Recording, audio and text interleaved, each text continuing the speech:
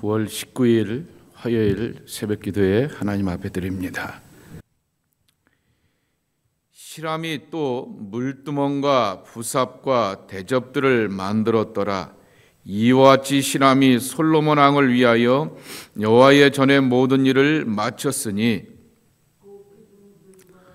기둥 꼭대기에 공 같은 머리둘과 또 기둥 꼭대기에 공 같은 머리를 가리는 그물둘과 또 그물들을 위하여 만든 바 매 그물에 두 줄씩으로 기둥 위에 공 같은 두 머리를 가리게 한 석류 400개와 또 10개의 받침수레와 받침수레 위에 10개의 물두멍과 한 바다와 그 바다 아래에 소 12마리와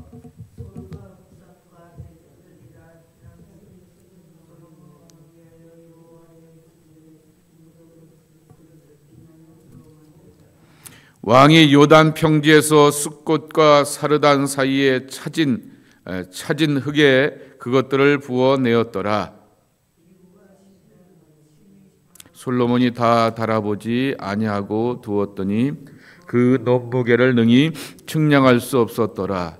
솔로몬이 또 여호와의 성전의 모든 기구를 만들었으니 곧 금단과 진설병의 금상과 내소 앞에 좌우로 5씩 들 정금 등잔대며 또 금꽃과 등잔과 불집게며 또 정금 대접과 불집게와 주발과 숟가락과 불을 옮기는 그릇이며 또 내소 곧 지성소 문에 금 돌적이와 성전 문 외소 문에 금 돌적이더라. 여호와의 성전을 위하여 만드는 모든 일을 마친지라. 이에 솔로몬이 그의 아버지 다윗이 드린 물건 곧 은과 금과 기구들을 가져다가 여호와의 성전 곳간에 두었더라. 아멘. 이제 성전 건축의 완공, 외부 공사는 이미 끝났고요. 우리식으로 표현하면 내부 인테리어 공사인데요. 그 있어야 될 것들을 다 여호와의 율법에 따라서 성막의 그 모형을 따라서 다 자리 잡고 수고를 다 하게 되었던 것입니다. 그리고 이제 내일 말씀해 보게 되면은 언약궤를 안치하게 되고 솔로몬이 백성들 앞에 연설을 하고 봉헌 기도를 드리게 되는 유명한 이야기가 8장에 또 나오게 됩니다. 늘 우리가 좋아하는 표현 삼위일체라고 하는 것처럼 세 사람의 이름이 언급이 됩니다. 첫 번째는 40절 말씀에도 있는 것처럼 두로왕 시람이라고 하는 인물입니다. 기술이 좋고 나무를 잘 다루고 그리고 특별히 문제가 되는 것이 놋 가지고서 주물을 하는 데 있어서 그 능력이 탁월하게 되었던 두로왕 시람이 이렇게 시람왕이 함께 도와주게 되고 그리고 목공들과 녹공들을 데려와서 주물 작업을 하게 되면서 성전의 기구들을 다 자리를 잡게 하였다라고 하는 것입니다. 두 번째로는 솔로몬입니다. 사실은 46절 47절에 보게 되면 왕이 솔로몬이라고 하는 말이 나오지만 그 앞에까지는 다 시람과 연관되어 있는 것이고요. 마침점을 찍게 되었을 때 48절서부터 50절 말씀에 보게 되면은 솔로몬이 여호와의 성전의 모든 기구를 만들었으니 그랬습니다. 본인이 뭐 뚝딱뚝딱 만들었던 이야기 아닌 거 우리가 잘 아시죠? 그 밑에 사람들을 시켜갖고 그렇게 다 준비하게 된 것이고 레위인들이 이렇게 다 섭렵하여 세우게 되었던 것이지만은 이렇게 함께 이어지게 되었다라고 하는 것입니다. 또 하나 빼먹을 수 없는 인물이 나옵니다. 51절 말씀해 보게 되면은 그의 아버지 다윗이 드린 물건 곧 은과 금과 기구들을 가져다가 여호와의 성전 곳간에 두었더라라고 말하게 됩니다. 하나님의 성전을 지어갈 때 이것을 우리는 교회라고 이렇게 생각해 보면 되겠습니다. 교회를 지어가고 세워가게 되었을 때 내가 할 수가 없고 내가 미처 챙겨보지 못하고 바라보지 못하는 그러한 연약함과 한계들이 있습니다. 솔로몬이 아무리 지혜의 왕이고 탁월한 능력을 갖고 있고 재산도 많고 있고 또한 주변의 환경이 다 갖추었다 할지라도 솔로몬이 할 수 없는 것이 있고 솔로몬이 미처 챙겨볼 수 없고 찾아볼 수 없고 바라보지 못하게 되는 것이 있을 때 오늘 외부의 힘이 되는 이 시람이 등장하게 되어서 그를 향하여서 돕고 세워주게 되었던 것을 알 수가 있습니다. 우리가 생각할 때 솔로몬과 다윗은 골수 정통 유대인이지만은 두로왕 시람은 이방인 아니냐라고 하는 그러한 이야기를 다룰 수 있을 것입니다. 근데 성전을 세울 때 분명히 이방인의 힘을 빌려왔다라고 하는 사실인 것입니다. 결국 하나님의 집을 세워가게 되었을 때도 마찬가지인 것이죠. 신앙 공동체 안에서 보게 되었을 때 연약한 사람들이 보이기도 합니다. 미숙한 그러한 모습을 보이기도 합니다. 그러나 그만이 갖고 있는 재주와 능력이 있다고 하면은 함께 합력하여서 하나님의 집을 아름답고 견고하게 세워갈 줄 아는 그러한 모습이 오늘 정말 또 다른 모습 가운데서의 삼위일체의 아름다운 모습이라 오늘의 말씀을 통하여서 볼 수가 있는 것입니다. 그래서 이러한 섬김과 헌신 가운데서 서로 연합하고 그리고 도와주고 격려하면서 하나님의 집이 세워져 가는구나 라고 하는 것을 우리가 지켜보게 되는 것이죠. 두 번째로는 이 떡상 이야기를 좀 해보려고 합니다. 성막에 떡상이 하나 있게 되었는데요. 48절의 왕궁의 그 내용 가운데서 이런 말씀이 나옵니다. 솔로몬이 또 여호와의 성전의 모든 기구를 만들었으니 곧 금단과 진설병의 금산과 그랬습니다. 떡상이라고 하는 말이죠. 진설병이라고 하는 그러한 표현인데요. 진설병이라고 하는 말을 어제 이렇게 밤에 자료를 쑥 보다가 저도 미처 몰랐는데 재미난 표현들이 쭉 나오게 되어서 찾고 하다가 한밤중을 이렇게 보내게 되었던 것을 보게 되는데 진설병의 원문의 뜻이 뭐냐라고 하면 얼굴의 빵입니다. 얼굴의 빵입니다. 여기서 말하는 얼굴은 당연히 누구겠어요? 하나님 앞에서 하나님의 얼굴이라고 하는 것이죠. 그래서 다른 말로는 앞에 빵이라고 하는 그러한 이 표현을 쓰기도 합니다. 원래 성막에서는 그 성막의 공간이 작기 때문에 진설병을 하나만 이렇게 안치해 놓게 되었지만은 성전에는 좌우로 6개씩 12개를 진설해 놓게 됩니다. 이유는 잘 아시겠죠? 이스라엘의 12지파를 대신하여서 그렇게 올려놓게 되고 매 안식일이 되게 되면은 이 빵을 교체하게 되고 그리고 그 교체되었던 빵들은 제사장과 레위인들이 이것을 이렇게 먹으면서 그들의 양식으로 삼게 되는 것이죠.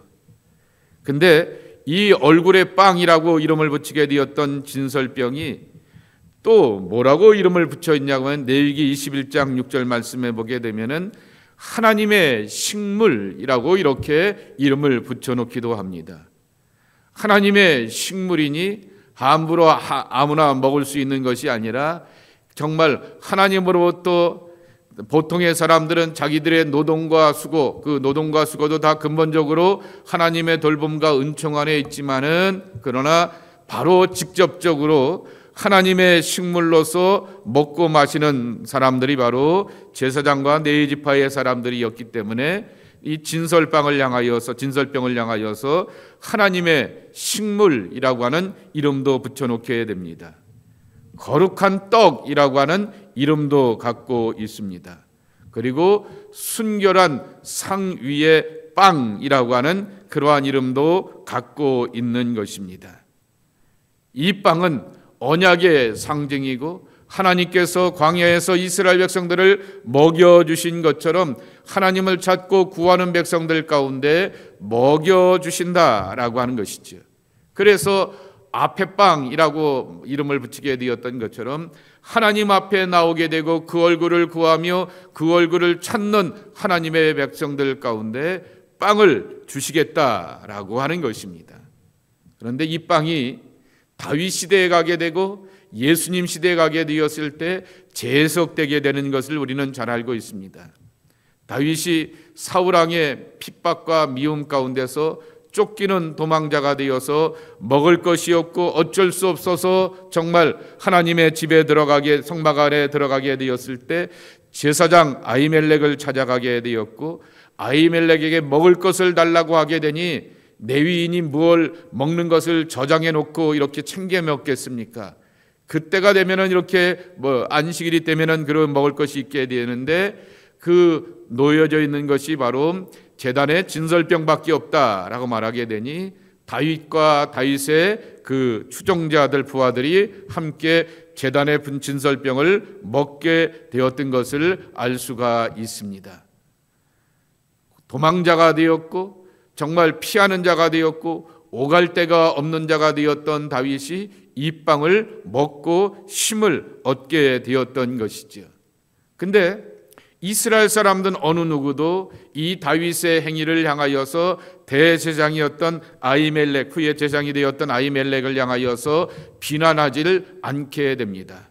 오갈 데가 없고 도망자가 되고 정말 절절하게 배고프고 굶주려 있게 되었던 다윗과 다윗의 일행들을 향하여서 이 아히멜렉이 챙겨주게 되었던 것을 당연한 모습 가운데 하나로, 이급 상황 가운데서의 당연한 모습 가운데 하나로 여기게 되는 것이죠. 근데 바리새인들이 예수님과 예수님의 제자들을 비난하게 됩니다. 안식일에 이 밀밭을 지나가게 되었다가 배고픈 제자들이 밀을 훑어갖고 이렇게 까불러서 먹게 되게 되었더니 안식일에 노동을 한다라고 하여서 선생이 얼마나 칠칠 맞으면은 제자들을 향해서 저렇게 율법 하나 제대로 못 가르치느냐라고 하면서 비난을 하게 됩니다. 그때 예수님께서 이 사건을 언급하시게 되는 것이죠. 사무엘상 21장에 있게 되었던 이 사건을 예수님께서 마태복음 12장 4절에 보게 되면은 인용을 하시게 되면서 정말 하나님의 빵을 먹고 살아가는 사람들의 모습을 소개하게 되는 것이죠. 저와 여러분들은 하나님의 얼굴을 구하는 사람들입니다. 예배당이 왔는데 누구 만나야겠어요? 하나님을 만나야 되는 것입니다. 우리는 누구 앞에 서야 됩니까? 하나님 존전이죠. 거룩한 전 앞에서, 그분의 존재 앞에서 서는 사람들이 저와 여러분이라고 하는 것입니다. 그러니 뭘 먹어야 되겠어요? 하늘빵 먹어야 되겠지요. 생명의 양식 먹어야 되겠지요. 예수님 분명히 말씀하시지 않았습니까? 내게 오는 자는 굶주리지 아니하고 라고 말씀하여 주시면서 나는 하늘빵이다 라고 예수님 말씀하여 주셨듯이 빵 먹여주시고 빵으로 공급하여 주시고 채워주셔서 배고프지 않게 하고 삶에 굶주리지 않게 하시고 세상을 살아갈 수 있는 힘과 용기와 에너지를 주는 분이 누구세요? 우리 하나님이고 우리 예수님이라고 하는 것입니다.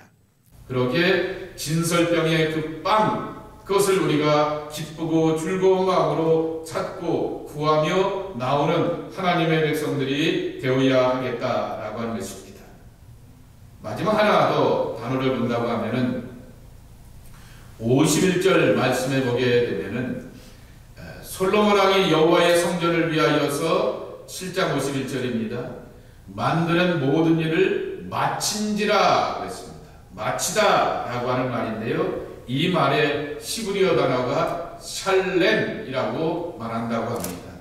그 말은 샬롬과 같은 어원을 갖고 있는 것이죠.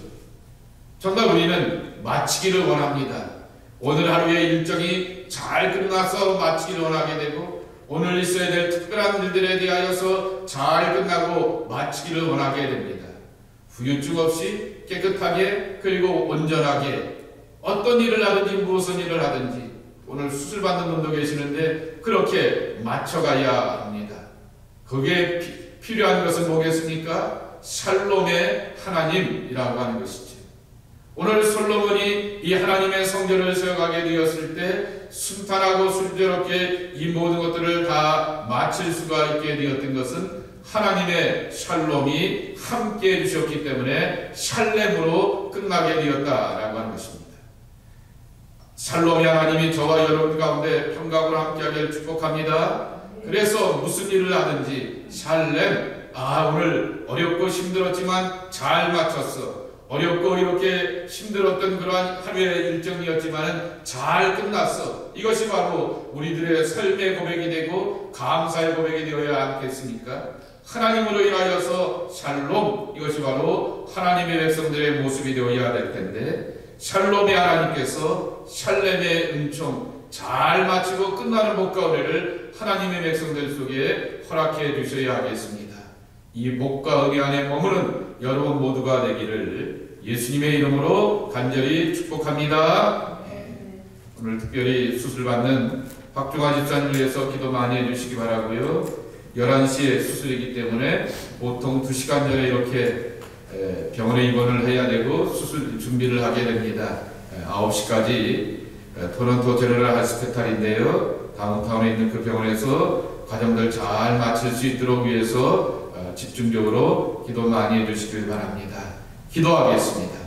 자비로우신 아버지 하나님, 하나님의 전능하신 손길 가운데서 솔로몬이 샬롬을 누리면서 샬렘 잘 끝나고 마치게 되었듯이 오늘 우리가 살아가는 하루의 일정과 하루의 특별한 일들이 하나님의 샬롬 가운데서 샬렘의 역사를 경험하기를 원합니다. 아버지 하나님, 특별히 수술하시는 박종환 집사님의 그 의사의 손길을 축복하여 주시옵시고 모든 의료진들 가운데 함께 협력하고 도움이 되어서 아름다운 마침이 될 수 있도록 하나님 그 가운데도 현장 가운데도 함께 동행하여 주시옵소서. 하나님, 오늘 주셨던 말씀과 같이 하나님의 집을 지어가게 되었을 때 솔로몬의 열정이 있었습니다. 그리고 다윗의 풍성한 헌신과 자기의 것을 자기의 것으로 여기지 않고 드리는 충성된 마음이 모여지게 되었습니다. 그리고 이방의 기술자였던 히람의 기술과 능력을 따라서 하나님의 성전이 아름답게 지어져 갑니다. 주님, 우리가 교회라고 하는 믿음의 집을 지어가게 되었을 때 서로의 협력과 섬김과 배려 가운데서 아름답게 지어가는 것을 기억하면서 판단하고 정지하기보다는 세워가고 존중하며 협력하여 선이 되게 하시는 하나님의 은총을 함께 맛보는 귀한 축복이 우리의 신앙 공동체 안에도 교회를 세워가는 일들 가운데서도 경험되게 하여 주시옵소서. 오늘도 주님의 도우신 은혜 안에서 아름다운 집을 세워가기를 원하는 당신의 백성들을 은혜와 평강으로 지켜주시기를 소망하올 때 예수님의 이름으로 축복하며 기도하옵나이다. 아멘.